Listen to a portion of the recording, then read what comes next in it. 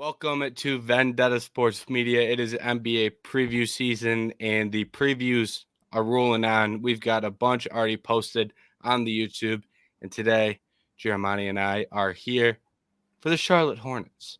And this Charlotte Hornets team, not so great in 2022-23, looking to show some improvements, hopefully. So let's just start it off with last season. What'd you make of the Hornets last year? Oh man, look, where to even start? I mean, I believe LaMelo went down. It was a lot of drama and a lot of kind of misfortune for this Hornets team. Not a whole lot to be optimistic about, especially with their offseason. But yeah, I believe I'm not sure if they made the play-in. No, they did not make the play-in this time last year. They made the play-in, I think, the previous two seasons with the play-in being introduced, and they lost both their play-in games. Yeah, this Charlotte Hornets team isn't good. I think like LaMelo is like kind of the sole bright spot. You may have a couple of other young guys to kind of get excited about, but let's just call it like it is. Like Michael Jordan was just not good at building this team and being kind of.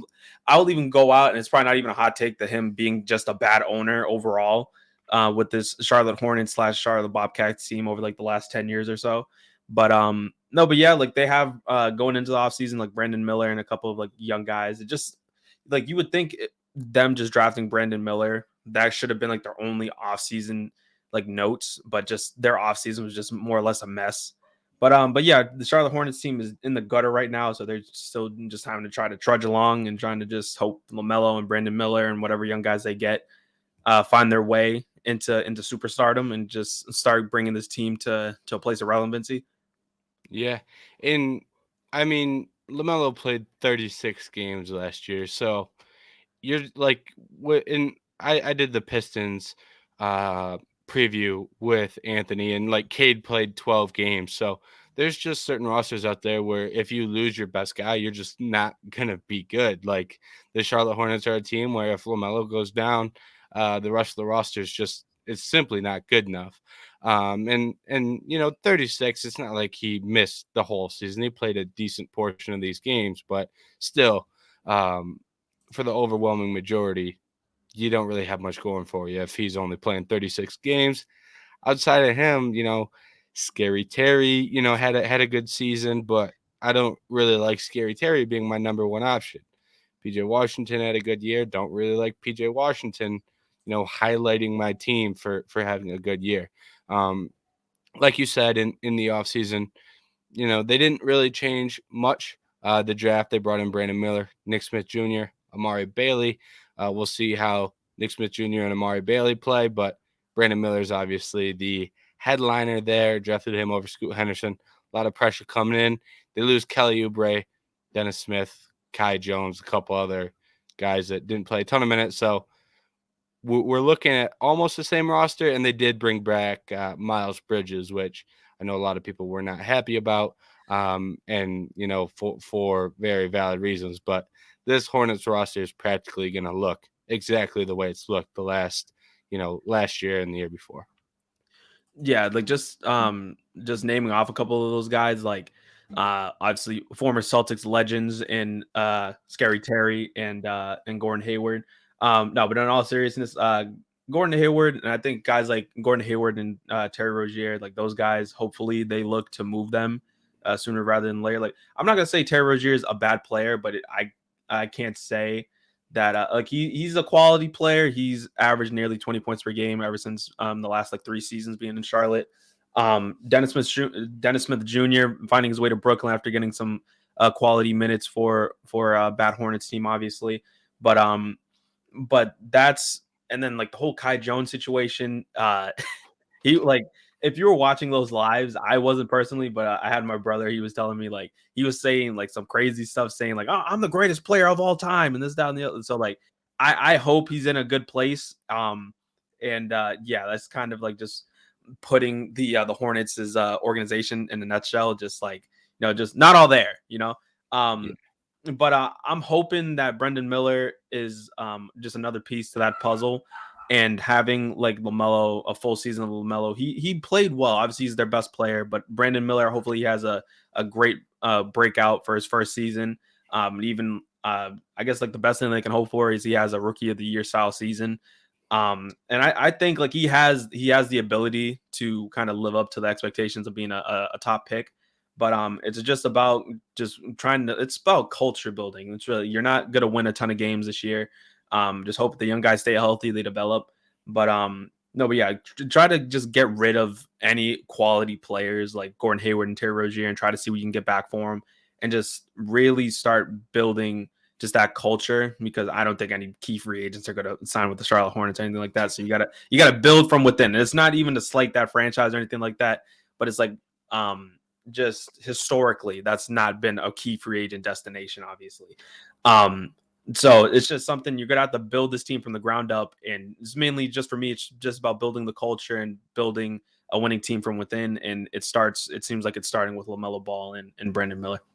Yeah, good point that they need to build some culture because, you know, if off season or off the court issues are any indication, they don't really have much of a culture, which obviously is not good when you're at this stage of a rebuild. And from a purely basketball perspective, when you just look at this Hornets roster, they don't have the young pieces that a lot of other teams in their situation do. They have LaMelo Ball, who is a good guy to start a rebuild around, and Brandon Miller, very good piece. Mark Williams, Trey wrote a post about him being underrated, I believe it was, and he's a good young center, but you know, there isn't a ton to love here from a youth building perspective. When you look at other teams in similar situations, the Spurs in a better spot, the Blazers in a better spot, the Pistons in a better spot. So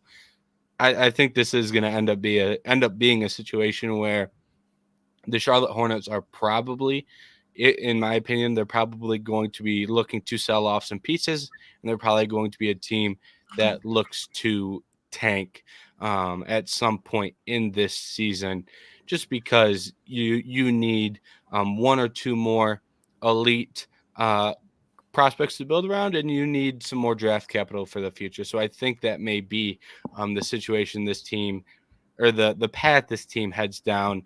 Um, they're already kind of heading down the path, but I think they maybe embrace it a little bit more, or go full steam ahead with, we're gonna try and trade away Scary Terry. I know he's got a big deal, and Gordon Hayward has a big deal, so that may be complicated.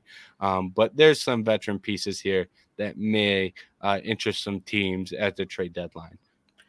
Yeah, I feel that's kind of just like that's kind of just like exactly how the season, probably like how I figure it's going to play out. I think they won 27 games last year. I think if LaMelo stays healthy and Brandon Miller has himself a good rookie season, it may be like the same, around the same. Maybe they get up into the 30 wins if they're lucky. I think at the absolute best. In like the best, absolute best case scenario, they find themselves into a playing game and then get bounced out. And pretty much how it's been going. Either they miss the playoffs or they lose in the playing game. Um, so I honestly just, it's kind of real hard to look at anything promising with this Hornets team, at least how it's currently constructed. The one thing that they had going for them, they were top 10 in pace. They were number 8 in the entire league. So, I mean, obviously, be that young running gun team.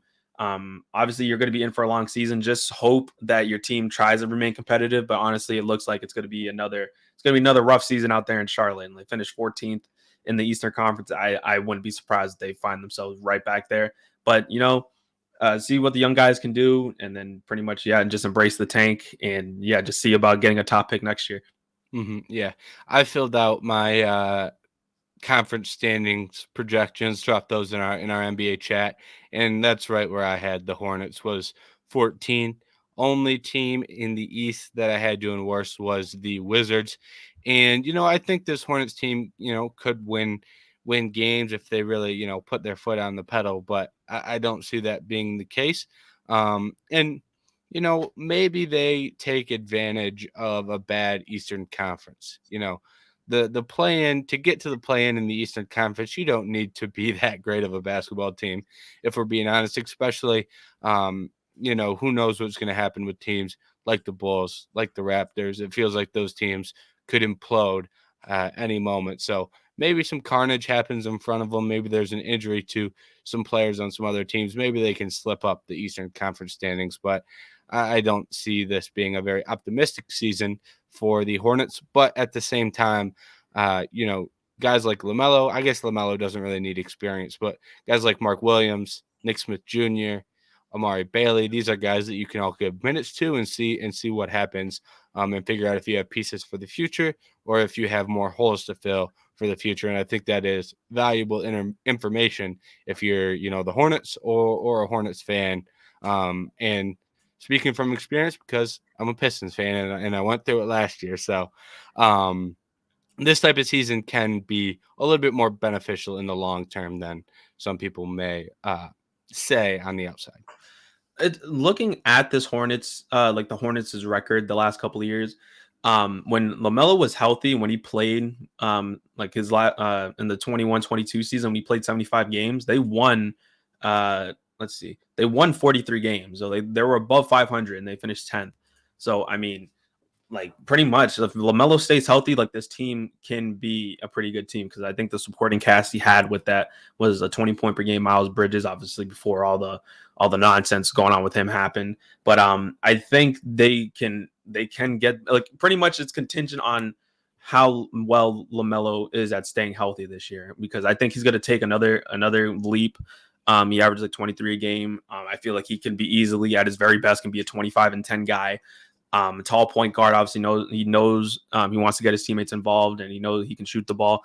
But yeah, if he stays healthy, I can see them pretty much being around like a 30-ish win team. At the absolute worst, they're the worst team in the NBA. Like I was gonna ask you, like, who would win in like an NBA Finals in a 7-game series, the Washington Wizards or the Charlotte Hornets? I'd probably take the Hornets. They'd have the best player on the floor in the most, so I'll go with the Hornets. But Okay, those are going to be some. Actually, that'd probably be pretty entertaining. LaMelo and Jordan Poole shooting taking all the 45 on shots. the other side. Yeah, that might actually be pretty entertaining. May not be the best basketball you've ever seen, but it could be fun. Yeah, Um, but the point that you made about Miles Bridges, he was very good when he was on the court, and interested to see how he looks after all his off the court issues. Obviously, did not do very good things, but he's got, I believe it's a 10-game suspension, and then he'll be back on the court, which is, 10 games. That's going to be, a couple weeks. He's going to be back on the court before you know it. And, maybe he comes in and he plays like he was 2 years ago, and maybe they start winning some games. But you never know in that type of situation because he's taking time off, yeah, obviously dealing with a lot off the court. He's going to be under a lot of pressure. But Miles Bridges was a good talent when he was on the court. So yeah. maybe we see Long, that again. Yeah, long story short, just like my final thought on the Hornets' postseason preview, or Mhm. not postseason, but obviously with the season starting up and everything, I would just say worry about culture building and worry about keeping your players' noses clean. Make sure they're all like 100% good to go for the season and then throughout the season. And yeah, just worry about building up that organization, building a better, like I said, a better environment for the players. And pretty much it's just worry about getting better internally. Obviously, it's still going to be a couple more years, potentially, before the Hornets can really start thinking of themselves as contenders or just as a better or playoff bound team on a regular basis. So worry about building up the culture and building up your organization, and just really prioritizing the young guys and the young players to pretty much take your team into the future. Yep. I'm with you on that, and I think that is a good way to conclude the Charlotte Hornets pre, NBA season preview. My goodness, stumbled all over my words, but It's a sometimes mouthful. it happens. It is. Make sure you subscribe to Vendetta Sports Media on YouTube. Watch the other NBA season previews. We have probably about half the league out by now, maybe more by the time this is posted. So make sure to go check those out. And good luck to everyone's teams as you roll into the NBA season.